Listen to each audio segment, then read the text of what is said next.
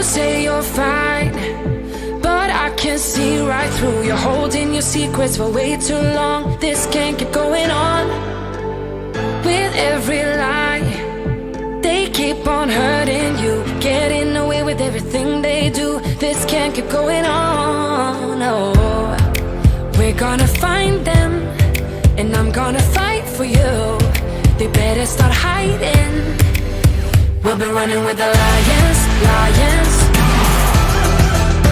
We'll be running with the lions, lions. They can't run, they can't hide. We won't stop until they're down. We'll be running with the lions, lions.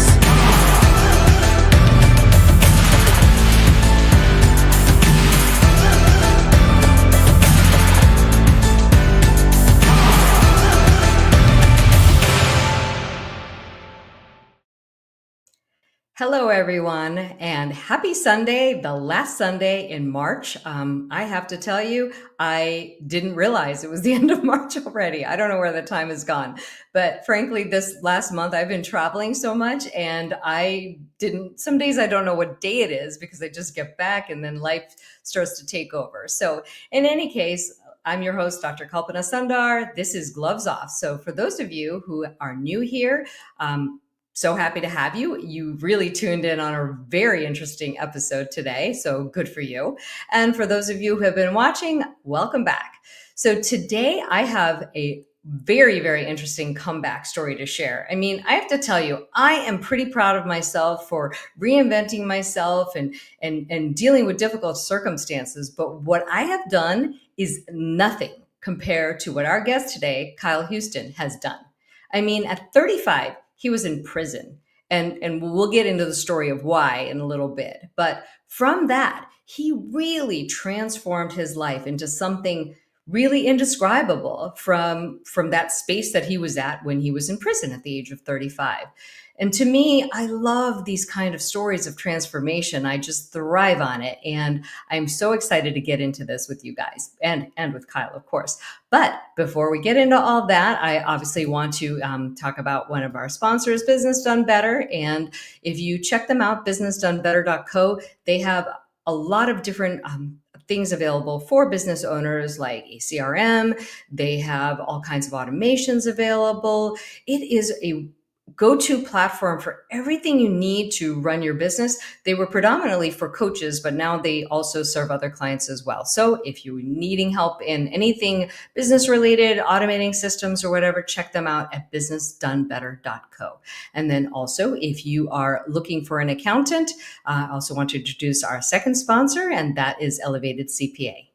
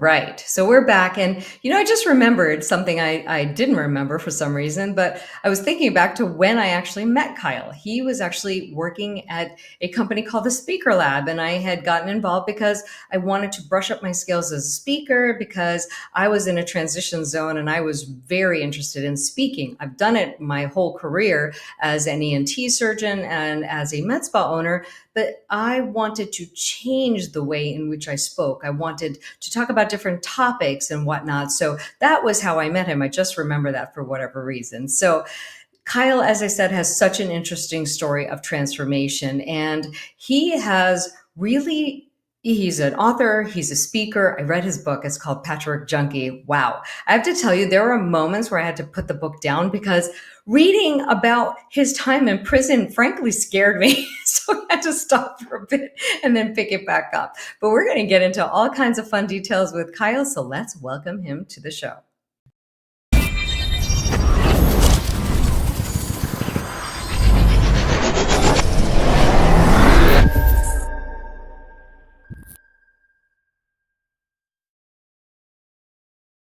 Hello, Kyle. Welcome to Gloves Off. Hey, that you have such a production here. I love it. I love it.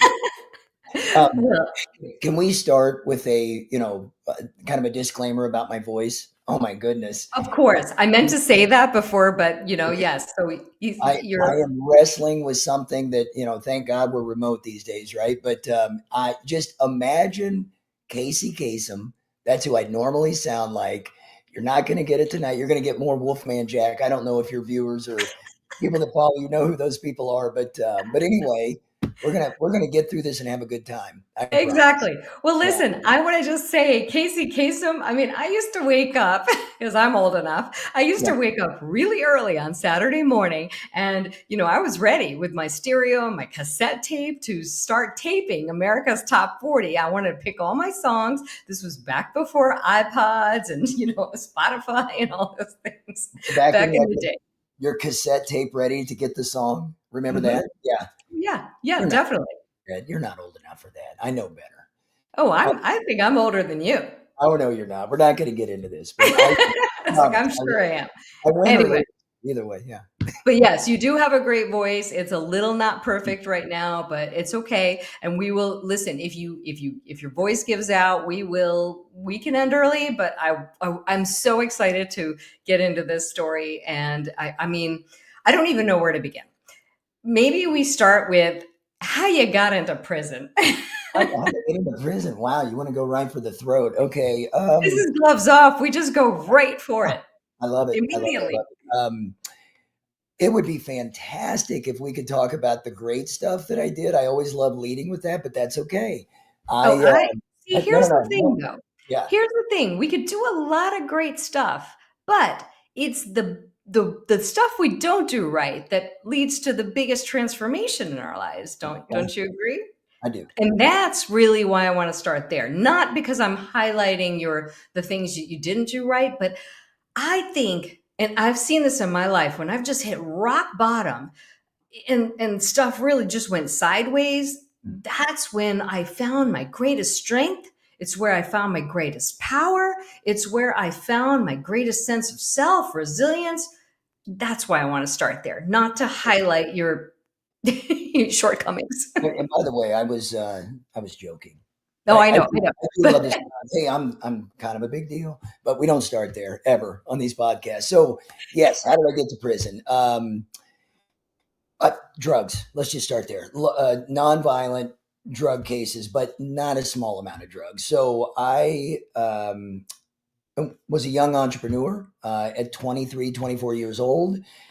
Ended up getting addicted to methamphetamine. It was all the rage in Kansas City, which is where I'm from, the Midwest. And I wasn't equipped to manage through weakness, right? Especially something that's that gripping, right? So I ended up giving up and saying, hey, you know what? I can't believe I'm addicted to this. And this is the course of lots of events. And I decide I'm going to cook meth to sustain my habit. And once I started cooking meth, I decided the only way I'm ever going to get out of this game is either suicide or an overdose. So I started using needles. I started shooting up 7 to 8 times a day. And it became a perpetuating nightmare for me. And it all culminated one night with an arrest, a pretty big arrest. And I ended up in a jail cell, sobering up and facing 30 years with no parole. So that's how I got into prison, right? And listen, I'm going to be defensive a little bit. I was the school athlete, right? I was somebody that everybody thought, oh, he's going to be somebody. He's going to make something of his life. So this was a surprise to everybody. And when I talk about how I wasn't equipped to manage through it, nobody saw it coming. So I didn't have people knocking on my door saying, "Where you at?" They just assumed I was out making big things happen. And the truth was, you know, I was making big things happen in the wrong way. Right, right. Well, you bring up some very important points because a lot of times we're not equipped to deal with certain things in our life and we don't have the coping skills. I almost feel like it's more difficult for athletes and people who are popular in high school. I don't know. That's just something that I have started to realize just because I wasn't one of those people. So, Oh, but yeah, I don't know that that's true. I mean, I could see that there could be some patterns of people that had everything given to them, and mhm, not understanding all of a sudden when they had to, work for something. But that really wasn't me. So okay, for me, fair enough. what typically drives addiction at that level is, some voids that are going on inside you, deep trauma, all of the words, the language that we've got psychologically nowadays. But we didn't have words for it back then. I was just a hot mess all of a sudden, right? Yeah. I remember in your book, there were a lot of references to your father, and the way your book was written was very, very compelling and very gripping in the emotional ways that it draws you in. I wasn't expecting that. I have to say, I was not expecting that, but it was really a great story. It was very well written. I felt like I was going through these emotional highs and lows with you, and it's a great story. So for any of you who want to read it, it's called Patchwork Junkie. I'm stumbling on my words. You can find it on Amazon. I believe that's where I got it. Yeah, absolutely. You can buy it Yeah. direct from me, signed. You can get it on Amazon. You can get it on Barnes and Noble. So yeah, I was a bestseller, Amazon bestseller for a while. Yeah. I'm very It's a proud of that book. So I love hearing what you're saying. Yes, I really enjoyed it. And I have to say, I read it a while back. It's probably been 6 or 7 months now since I read it. But I Me too. do remember just it opened up my eyes to a world that, frankly, I know nothing about, Mhm. to be honest with you. So but I love the way that I was able to get in that story with you. And that's how great it was written. Sometimes you read a book and you're the bystander. Right. You're looking at it from afar. I felt like I was in it with you. I felt all these emotions. I felt your pain. I could feel the rage. I could feel the trauma, all of it. So, anyway, great job on that. Oh, So, how did you find the sense of peace and to carry you out of that to make something different out of your life? at what stage? Right. So, I mean, You can pick that's a stage and whatever you think is no, relevant. no, I'm just saying that's rhetorically what stage, Cool. right? Sorry. Because you don't get over it one day just magically. But I will Hmm. tell you the biggest leap, which was quantum and not incremental, towards forgiveness for myself and getting over that story was writing the book. So when I went out to Silicon Valley, um, yeah, I went out there scared to death, right? I mean, it was my last hope. I'm going to go out and get involved in startup companies. They don't have HR departments, and I'm going to see if I can slip through the cracks. And I did really, really well. But the whole time, I was driven by fear of being found out. And I was putting up numbers that, everybody was happy with. Um, Everybody from the VCs to, my boss, the CEO, but I was always scared the minute they find out I'm out of a job, I'm going right back to, whatever my options are at that point. And I was scared to death. I didn't want to live in fear anymore. So we ended up, and I'm rushing through a lot of this, but one of the startup companies that I worked for, I was instrumental in taking that to acquisition. And I found myself a vice president inside a $2 billion publicly traded company. And I thought, I'm done, right? This is the pinnacle of most people's career, but I'm Hmm. done with it because I'm scared and this is no way to live the rest of my life. So if I was going to truly be Kyle Houston, I was going to have to tell the world, right? Let's get this, let's pull did you ever see 8 Mile? Where, Yes. yes, he says everything bad about himself so that nobody can make rhymes. But I figured let's do the same thing, same concept, right? So I wrote this book. As you read it, I'm Hmm. by no means a hero. I'm a survivor for sure, but Hmm. I did not pull any punches. Gloves were off as I wrote the book. Oh, it And was so raw and so real. That's what I loved about it. I don't enjoy books that have that are written under some sort of facade. right, right, yeah, it wasn't going to do me any good. It wasn't going to do anybody else any good. So there was progressions of who I wrote it for and how all that evolved. But back to your question, the biggest leap was writing the book. Walking out of prison at the age of 35, which is what you talked about when you introduced me, was the scariest thing I ever did in my life, right? Second only, I mean, the second scariest was writing the book, but there was no forgiveness. There was no understanding of the world. It was all fear. It was all survival. It was all fight or flight. I mean, everything from handing a young lady money at the very first day at a counter at a convenience store. I went into a panic attack. My first panic attack of my life, not my last, was that day. And Mhm. it was just incredibly daunting to understand that I had all this weight that you couldn't see when you were in prison. It was different weight that wasn't going to go anywhere. And the work is just now starting. And that sucked. But that's when it all started. You know, uh, the climb back to something successful, defining what success meant, Mhm. working through that fear. And it's not easy. I mean, of course, we've all watched this in movies, just getting back into life and reality after being in prison, Shawshank and all this. We've seen movies like it, but you can't even, I don't think that any of us can fathom what that's like. I know I've talked to veterans too, from the military. They go through a similar process of this reacclimation after being in a whole different environment. So, what was that like for you? Like I described, it was really scary. So what was coming out of that like, or what was being in it like? What was coming well, let's maybe start with what was being in it like and then what was coming out of it like. I can't even imagine. Of course, I read it in the book, but I wanted to hear how you would describe it. Yeah, I mean, for a lot of people, it's a lot of different things, right? I mean, prison at its most basic form is a bunch of angry guys whose parents didn't love them, right? And so we're all trying to hurt one another in there, and that's really what prison is.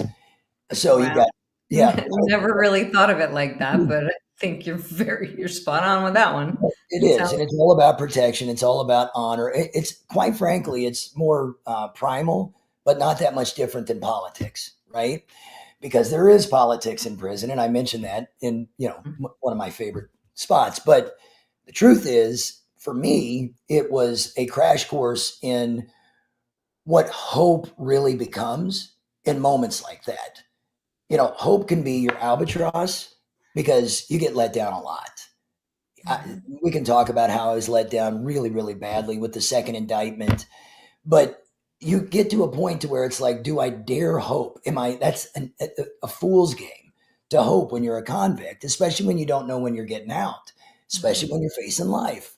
So for me, it became this ongoing, um, everyday series of trying to maintain the person that my parents raised me to be. And everything was a decision. Everything was an opportunity to either stay the same or go down a new path. So in that one scene where I got jumped by four guys, do you remember that? Mhm. And was in the infirmary by myself, and I the whole time I was just praying to God that He could just take this away because I don't want to have to go out there and retaliate. I'm not that kind of guy. Those kind of people are. I'm going to have to. Somebody's going to have to die. So Mhm. in that moment, you have to make decisions. Like, who are you? And that's what prison was for me. Who Mhm. am I? I don't want to get taken advantage of. There's a fine line that you teeter, and I did everything I could to be accepted but not affiliated, because affiliation is going to take you away from who your parents raised you to be. I've never really gone down this path with this conversation like this, but I love it. I So love this. I mean, this is wow, it's very deep, and I don't remember reading about this in this way in the book. I don't think you no, said no, it no, quite no, like no. this. But I mean, it was alluded to, especially after the fight. Uh, Yeah. Okay, but but no, you're so right. The way you're explaining it, it makes a lot of sense. but for me, it was especially I spent a year of my life, and I want your followers, viewers to understand this, a year of my life in solitary confinement. And that's, good luck finding somebody else that that's done that, right? It's crazy. A lot of people have been to prison. So a whole year without seeing another human being. They, Not they true. let they never let you out. They do not let you out. Yep, no. You have an hour to get out every single day, to take a Wow. shower and walk the yard. Now that's almost always by yourself. Sometimes it's not, and you Ooh. can still communicate if you want to with people in cells on the row. But I spent a year in a cell by myself, 23 technically hours every single day of my life. And what that meant to me, it could be a lot of things for a lot of people, but was an opportunity to talk about gloves off. The theme is this is really insane. I even said it in the book. I had a mano a mano with God. And I'm like, okay, how does this happen to me? How did I get here? Right. And then it's like, okay, God, I want truth. Let's put Jesus, Muhammad, Buddha, Hare Krishna, all of that on a shelf. Let's just get down to you and me. Do you exist? I came up with three specific, and this is in the book, Yeah, I uh, remember this. three very specific spiritual beliefs. I don't know if I remember what they are, but one of them was that I do believe in God. Right? I believe in God 100%, and that's fine. There's a creator of the universe, and I'm unwavering with that. But I had to figure that out. Two, I believe that God was benevolent, and if I asked for truth, he wasn't going to send the devil with a six pack and a pack of cigarettes to teach me what truth is. And then three, if either one of those two are wrong, one or two, then we're all screwed anyway, so it doesn't even matter. And that's where I had this incredible spiritual awakening in that cell. And I'm going to tell you, in some ways, I would never do it again. But in some ways, um, I wouldn't have it any other way in my life. Yeah, we talk about exponential or quantum leaps towards spirituality. Mhm. I was raised in the Bible Belt, with a very austere brand of Christianity, and it never really fit me, and it just didn't make sense. And I'm not suggesting if there's Christians out there or whatever that I'm saying anything about Christianity, but what I needed was that time in that cell with all that fear, and Mhm. to really understand where I stood with my spiritual evolution, and it was critically important. And I don't want Mhm. to put you to sleep, but that I'm telling you, that was what prison No. was to me. I actually think that those kind of times where you're just really forced to be in solitude, I mean, yours was clearly drastic, but I've had some significant episodes in my life too where I've chosen solitude because something I knew there was something I was working through and I've gotten it in solitude. Solitude became medicine for me in many ways. Now, yours was obviously an extreme case of solitude, but something clearly shifted in that space for you, which is pretty amazing. And I think many of us are at a disconnect with what we are taught with religion Yeah, and with what we truly believe. I know that I also had that problem. I was raised Hindu. And again, I'm not saying anything about religion but this is gloves off. We can talk about whatever we want because it's my show. But in any case, I also did not believe what I was taught. And again, there are a lot of things that I see that don't make sense. And I'm like you. I believe that God is benevolent and is kind, and that's what I believed. So all of this fire and brimstone and all the things I was taught didn't really make a lot of sense to me until I got much older and I started to just really just believe that there is a creator and a God out there, but I don't believe that he's here to punish us. yeah. And I started, you mentioned the Hindu religion. So I started to lean into some of those self realization religions, if you want to call that, or Mhm. Mhm. philosophies. I read a lot about a medium called Edgar Casey. And then I read a book. I don't know how these books ended up in my cell, but um, The Diary of a Yogamanda, which is that's probably Yogi. Yogananda? Yoga Yogananda? Yogananda, thank you. Yes, yes. Because he has a place in San Diego, the Yes, fellowship, self-realization fellowship. I'm sorry, it's literally right down the street from me. but he's not still alive, is he? No, no, but No, that's the of course place he started the Yogananda. And I haven't actually read the book, but yes, it's a place that's literally down the street from me. It's kind of why I actually wound up here. It felt very spiritual to me and the right place to land in California. Oh, that's awesome. I'm glad I mentioned the book. You're talking to a guy that's read like a ton of the classics that most people haven't. Mhm. On my own, Plato's Republic. I mean, you name it. Just Wow. because if I was going to keep myself occupied, Right. distracted, it was going Yeah. to be books, right? Thank goodness. So at Yeah, least you learned a lot while you were sitting there in solitary. yeah. It's either that or go crazy. You're going to have to figure something out, I would imagine. It just gets Well, to that point. the whole 7 years I was in prison, I devoured books, and Mm. they were all about uh, you know evolution for me. I Okay. wanted to evolve. I wanted to be more. I wanted to learn more. I wanted to hear more. That's what prison was for me. It's Mhm. not that for everybody. No, no. Prison has a tendency to churn out better criminals, and it's a system that's set up that way. And it's terrible. So It's what do you terrible. mean by that? Better criminals? Well, I mean, everybody gets to sit around the card table and talk about how they're going to do their Mm. next crime twice or Ah, better. And, okay. who can rob banks? Oh, I know this guy. He's told me this.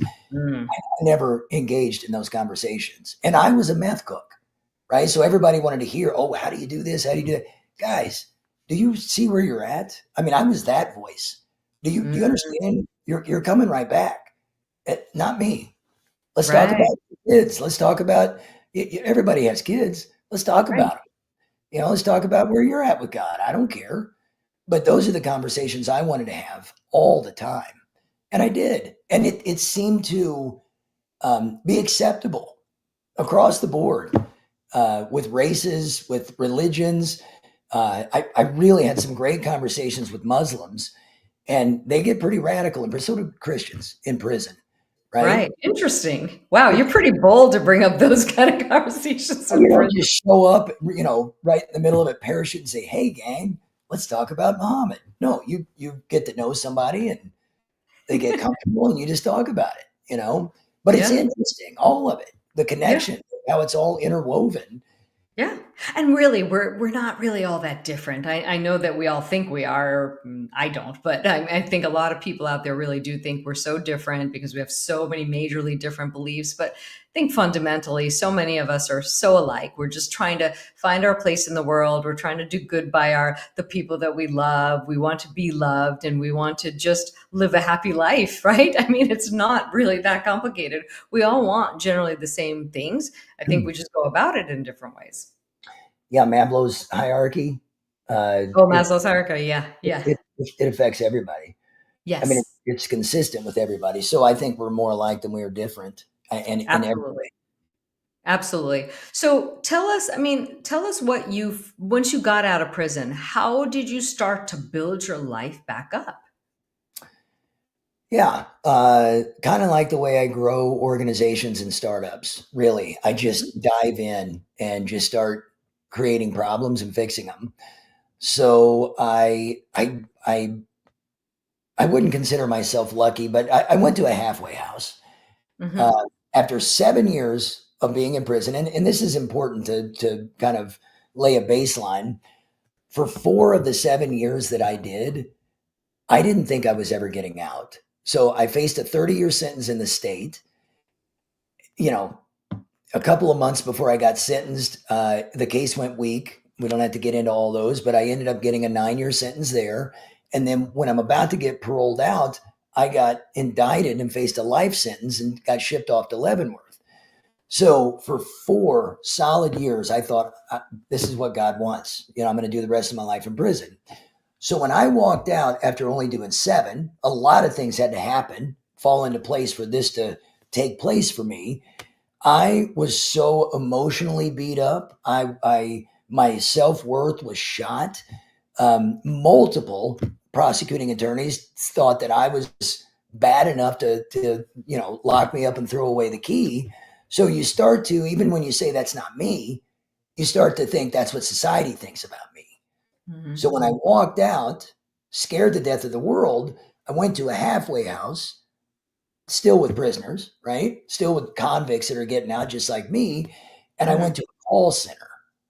So at this call center, where this was back when people, if you signed up for another 2 years with Verizon, we'd send you a free flip phone. And I did that for 3 or 4 months, and I wasn't very good at it. I'm a good sales guy, but I wanted to talk too much to people. I cared about what they were saying, and that wasn't the game to play. And so I started to play these games where if I could get this person to do this, if I could, influence them to stay on a 5 minute, I didn't care about the money. I cared Mhm. about what I could say that would make them act differently or do something differently. And then I got lucky and went to another call center at a place called the Moorings.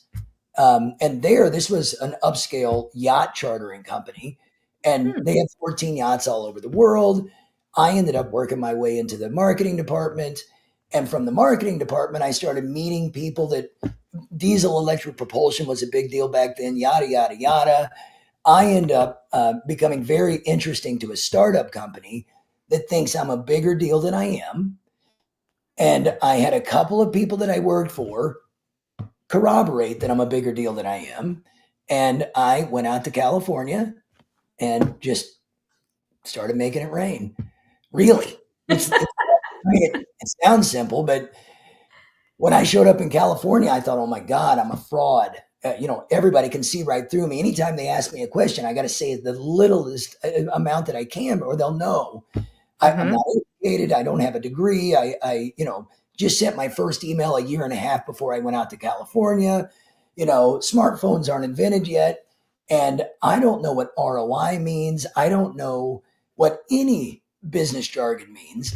And so I started listening, running home and Googling everything, falling asleep with my computer, waking up, going back to work, volunteering for everything I could possibly do. And before I knew it, I knew some stuff, right? Talk about grit. Yeah. That's amazing. Yeah, it seems like I'm talking so much about this. I'm sorry. No, no, but here's the thing. I mean, there are people with some massive degrees who I've met, and I feel like they don't know anything. Yeah. so, so I just have to tell you that I feel like there are two types of people: the ones who get really highly educated and really come out just knowing what they've learned and kind of nothing else. I've met a lot of those people. A lot of them are physicians, but and then there are the people who I I don't want to love meet what. I said I don't want to meet those people. Yeah. But they just know what they know, and they know medicine, and that's it. They can't. I've met so many of these kind of physicians, and not to really, a lot of physicians are they're very unilateral. They can only talk about medicine. They don't really know a lot of other things. I was never like that. I like to talk about a lot of different things, and I actually preferred not to talk about medicine when I was out and about. So what I'm saying is that even though you didn't have a degree, I have met some extremely brilliant people without a degree, because I think that you got the degree where you were in prison in solitary reading all those books that most of us never even had a chance to read or really absorb or reflect on. Thanks. So I'll take it a step further. Yeah, prison didn't teach me anything about business. I mean, philosophically, I could probably manage my emotions better, things like that, maybe. Mhm. For me, fear of being found out and knowing that I better rack up points on the scoreboard, because Mhm. one of these days, we had the biggest VC firm in the country, in the world potentially, invest in the company. The first company I went out to, it was only 18 million, right? Even though they're the biggest, they gave them 18 million, and I went out there and nobody wanted to work. There was, I don't know, 65 people out there. Everybody's standing at the water cooler. And I'm like, oh my God, I can't do this. What can we sell? Nothing worked. So I got in good with my CEO. He was an awesome leader. And I asked him if I could take, there was an air conditioner that they had been making for Class 8 sleeper cabs. And I said, Mhm. let me run with this. Now, this is going to answer some of your question on how I learned things. He said, I can't give you any resources, but go ahead, make some phone calls, see what you can do. And I told myself, I need to learn. I'm going to go back to how I worked when I was at the call center. I need to learn in 30 seconds or less how I can get somebody interested in what I have to show them. And I Mhm. did. And in 30 days, I was in the biggest fleets in the country. And I was with my CEO, and my boss didn't know it. We flew down to Florida, and I came back. I took him to the biggest fleet in the country, Schneider. I don't know if you've ever heard of him. It's okay if you haven't. No. I came back and got the biggest office in the company with a window. And this is a year and a half after walking out of prison. And he put me right beside him. And it's because nobody else could do anything. And he's got all this pressure. Yes. So what I learned was by necessity, teaching myself, agonizing. Oh, I got hung up. Oh, I don't make enough calls a day. Oh, I need to figure out how to. And I don't want to use the word manipulate, but influence is really what Mhm. it's all about. People to do the thing that's going to help them the most. And I got really good at it. And then I got really good at teaching people how to do it. And then all of our companies did really, really well. And nobody knew that I didn't have an education. They just assumed. Well, it sounds like you're also able to think outside the box, Yeah. utilize other things that you've learned and apply it to the situation at hand. And that is not a common quality. I also sound like a windbag and a bragger right now. So, but all of that's true. No, but I Everything. mean, it is not easy what you did. Listen, most people would come out of prison and they would just, do something entirely different, frankly. Yeah. And that's why these stories of transformation are so inspiring to all of us because we look at something like this. I would say, as from an outsider, I look at something like this and I think, wow. I mean, if Kyle could do this after all the struggles that he's been through, well, my problem all of a sudden really doesn't seem that bad. Yeah, Frankly, it really doesn't. yeah, but that's not the human condition, right? I mean, I would argue that I did well because of what I went through, not in spite of what I went through. Oh, yeah, So, I mean, because I think about it all the time.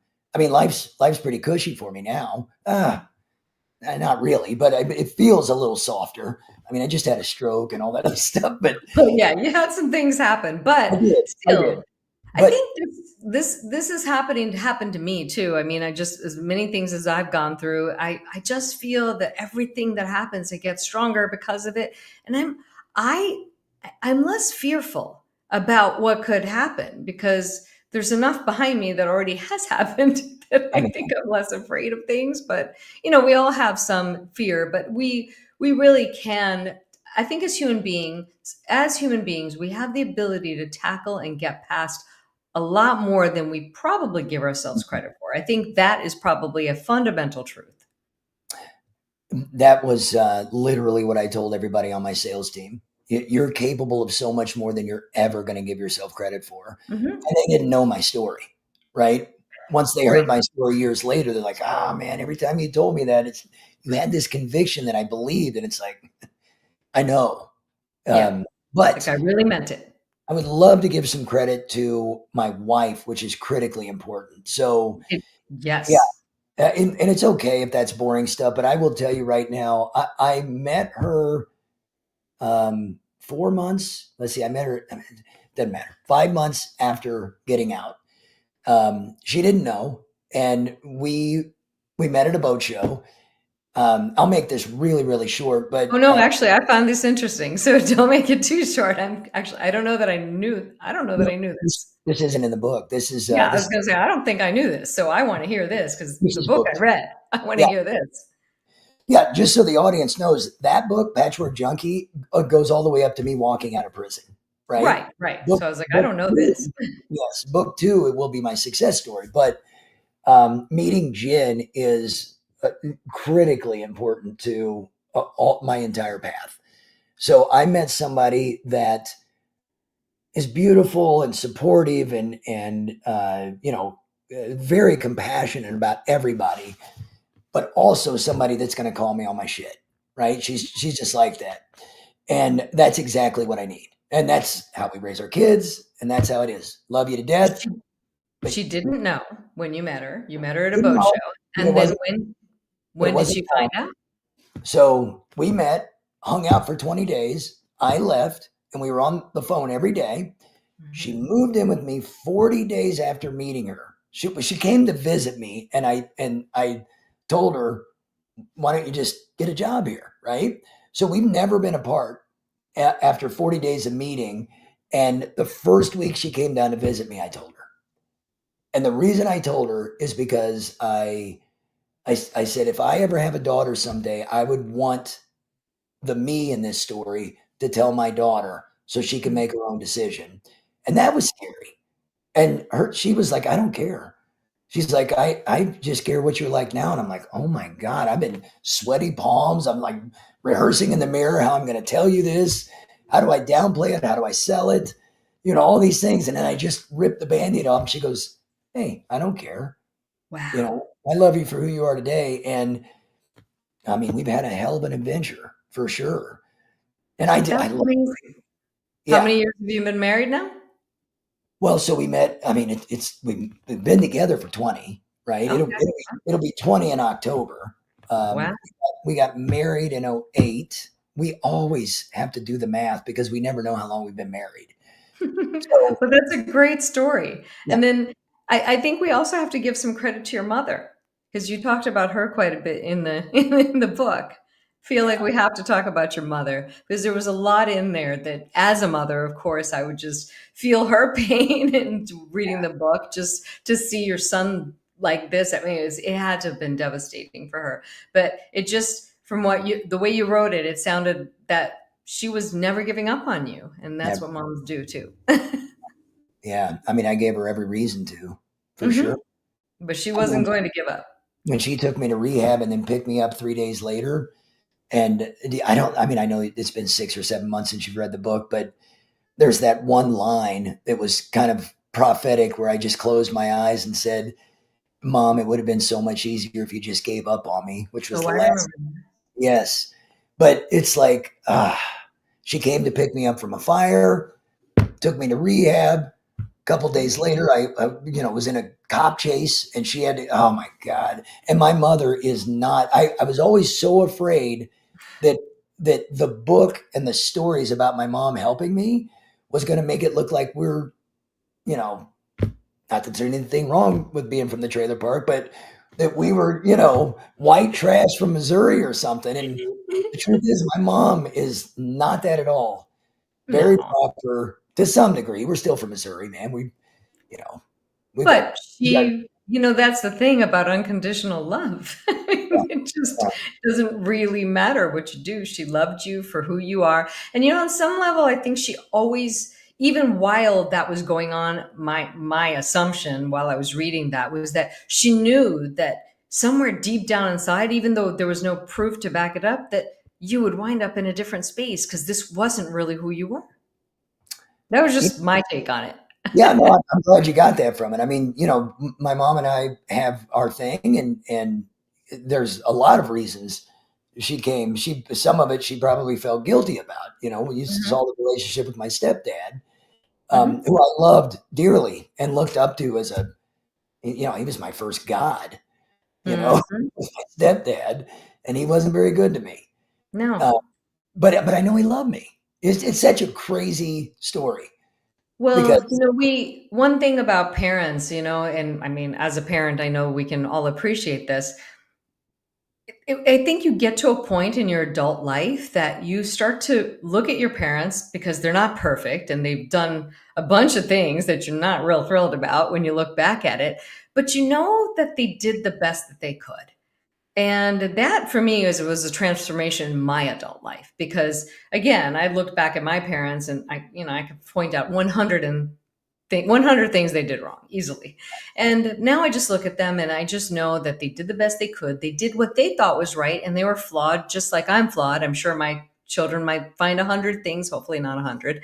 Hopefully it's just 5 things that I did wrong. But I hope it's just 100 for me. I mean, I did say in the book a couple of times, if my parents, treated me bad, I certainly return the favor to my kids. I mean, Dylan was 6 when I went in and 13 when I came out. Um, I mean, my God, we're still patching things up. Wow. Yeah. Yeah. I mean, it's not easy. You have 2 kids, don't you? Well, I have 2 daughters now, but, Daughters, that's right. Oh, okay, in that's the what I book in the book, Dylan and Sean. that's right. Yeah. Okay. Yeah, Okay. yeah, So and Sean is, uh, currently not talking, so that's just one of those things, but Sean never really got to know me. That's mhm. another sad story. It's just one rabbit hole after another with this story, but with Dylan, he came out to live with me and Jen and I, when he was 14. So he went through Mm. high school in California with us. Oh, okay.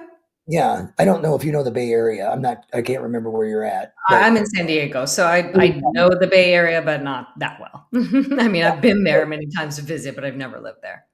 so he came and was a 3 sport athlete and went to top school in the nation, top high school, and Mhm. it was tough for him. But I mean, we got to get to know each other. Oh, that's good. That's good. Sean and I Okay. did. Sean got adopted, Gotcha. so Okay. I never got to see him until he was 18 years old, I just think it was weird for him. Yeah, yeah. It's gotta be tough. And I'm It's sure, I mean, because that was from your life before, kind of, right? And then now I assume that things are much more normal with your daughters, or as well as they could be. no, they're normal. Yeah. I love this. I mean, we have. I mean, everybody says they have the best family ever, right? But come on, There are always problems in families. That's I just how it spoil my works. kids. Yeah, but my kids, the one thing. So I'll be very um, serious for a second. I when I see my daughters now, I realize that being the father of 2 girls was what I was always supposed to be. Get a little Mm, choked up saying that, right? But that is what life made me to be. Okay, I'm a okay sales guy. I've grown some startups. I can work really well in chaos, but everything's so natural and easy when it comes to that raising those 2 girls. And that is one's 15. If she's going to pull the ripcord and be a crappy kid, it's now, and it's still so easy. that's Not going. great. You know, I have to say that it's interesting that you say that because I have 2 sons. I don't know if we've ever talked about this, but people always ask me, "Did I want a daughter?" And my answer is always no. Yeah. And I don't know why I feel so emphatic about that, but I just do believe that I was here to raise boys. Mm. And then when I got a puppy, you know, a few years ago, about 5 years ago, and once I was empty nesting and whatnot, and I wanted a female dog. Now I got a male dog. Just whatever the case is. My best friends are men. I don't know. I just really know that I was here to raise boys because I look at the relationship I have with my sons and it's really interesting to me because I get to talk with them in a different way and I like the fact that I'm able to infuse this femininity into their life and I just feel that they're different children because of it as opposed to you know I think if I had a girl I don't know what I just never wanted one I don't know why so Well, look, it's a different dynamic, father yeah daughter. I think that the father daughter is like the mother son agreed. dynamic, Because because my mother and I didn't have the best dynamic. Maybe that's why I didn't want to have a daughter. That might have been it, maybe frankly. all I know is I'm very so nothing for me is surface, nothing. And so any challenges my kids are having, any conversation they want to have about spirituality, the greater truths of lives, relationships, honor, integrity, all of those things are something we don't take for granted, right? This is Mhm. I'm here to usher these kids into being the leaders that they were born to be, and it's not like I sit here with a whiteboard and a lesson every day, but when they ask questions, Mhm. the answers are, let's go walk, Mhm. especially about God. And it is never take what you hear from me as the gospel. It is literally here's some ideas, and it's really kind of Socratic, where I'll ask questions and they'll answer, and I love that. Oh, There's that's nothing awesome. That is rewarding. exactly how I do things with my sons. They Yeah. ask me questions and I do the same thing. I just ask them questions back because I was raised in that dogma of, I'm the Yep, parent, that's I'm right. right, you got to listen to me. And I hated that, frankly. So all I Yeah. did was rebel. So I didn't really want that with my children. And I knew that I didn't want to just follow whatever my parents did. So I just did it very, very differently. And frankly, actually, my ex-husband still did a lot of that. But I was always different with them. I mean, obviously, when they got to a certain age, you can do this. And that's exactly how our relationship is. I've had my sons literally tell me they do not agree with me. And I'm like, okay, that's fine. Whereas Um, that was not allowed in my household growing up. So I think no, that's no a way. beautiful way to raise children so that they know they have their own autonomy. They know they can have their own thoughts. They can have their own opinions. And frankly, I think relationships between parents and children would be a lot better if more of us did that. I see some of my friends' kids, and I don't know that it would work out. I got lucky. It Okay. sounds like you did too. But Yeah, it works I, with us. I don't take full responsibility for how great my kids are, and they are great. I just take my responsibility with them seriously. And they Very get good, yeah. all the stuff that I learned when I was in the cell. I told them when right before the book came out, which would have been 5 years ago, maybe 4 years ago, I Oh, told wow. them and blew their minds. Right? I just want you to know something about Daddy, and yeah, I mean it. I remember my youngest was just looking at me the whole time, like, where's the joke? Because I joke a lot, Oh, right? right. Like, this has to be a joke. But Harper just wanted to know. Harper, my older one, 14, who will be 15 in May, Okay. she helps me sometimes with my speeches. She'll Oh, listen to that's them. awesome. She's been to a speech. Love So yeah, yeah. that, love that. So anyway, I draw from all of my experience to let them know, um, no judgment, but Mhm. how life works, right? For me. Yep. No, it's fabulous, it's fabulous. Well, we're running out of time, but I Oh, wanted to wrap up a couple of things, and, I wanted to let the audience know that, they can find your book either on Amazon, or Barnes& and Noble, as we discussed before, or on your website, and you said you can sign it if it's not through your website and send it yeah, to 'em, which I think is a better way to get it. I didn't right. get it that way, I got it on Kindle, and I didn't get a signed copy. Well, I'm glad. Feel free to. Did you give a review? Reviews are important. Oh my goodness, I don't know that I did. I need to do that. I will Yeah, do it. Now you caught me saying it on air, so I have to do it. So I'm going to do it. As soon as we're done with the show, I'm going to do that. Okay? yeah, yeah. You will Hey, see my listen. glorious review. Yeah, I've got a lot of them. I do. I'm it's the people that the book touched. It touched them deeply. Yeah, it really does. So yes, so definitely pick up your copy for anybody who's interested in hearing about the story. Any final words for us? Oh man, do you do that with other guests? I didn't. No, I just feel like you might have something. I don't know why. And if you don't, that's okay. But I haven't really thought about the final words. okay, I I don't know. mean, I just felt you might have something really profound to say. And if I, not, it's no big deal. I don't want to let you down. Let me say a couple of things really fast. One, if my life does not exemplify that it doesn't matter how far you fall, you can always get back up. I don't know whose does. So Mm, if true. anything that anybody that's listening to this, if they get nothing else, they should know that it doesn't matter what age you are. It doesn't matter what's happened. It doesn't matter what your background is. It doesn't matter what your traumas are. You get to define success and you get to meet that if you really want to work for it, period.